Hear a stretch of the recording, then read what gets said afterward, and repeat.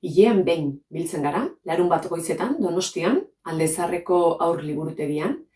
Goizeko 10:00 izaten da hitzordua. Eta orduan taldekideak agurtu eta hurrengo hilabetean irakurriko ditugun 2 irakurgaiak aukeratzen ditugu eta banatzen ditugu gure artean. Eta 10:30 hasten gara, azken hilabete horretan irakurri ditugunak banan-banan komentatzen eta irakurtzen. Normanako bakoitzak hilabete horretarako etxeko lan batzuk eramaten ditu bere etxera. Liburu bat edo 2 irakurri eta aztertzeko ardura hartzen dugu taldekide guztiok, eta liburua irakurri eta aztertu ostean fitxa bat bete behar izaten dugu. Lehenengo atala izaten da datu bibliografikoen atala, ez? Izenburua, egilea, argitaletxea, orrialde kopurua eta horrelako datu orokorrak. Bigarren atalean berriz adintarteari egiten diogu erreferentzia eta hor aukeratu behar izaten dugu gure ustez liburu hori ze adintartetik aurrerakoentzat omen den gomendagarria. Hirugarren atalean, pixkat liburuaren edukian ero sartzen gara, bai? Eta hor pixkat aztertzen dugu liburuaren edukia edo generoa, gaia, tonua, argudioa zein den, eta azkenik ilustrazioei ere erreferentzia egiten diogu, hau da liburuaren ilustrazioak ere aztertzen ditugu.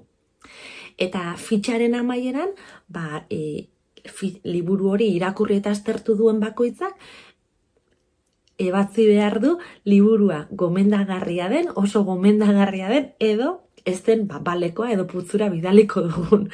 Eta guzti hori argudiatu egin behar izaten dugu, bai?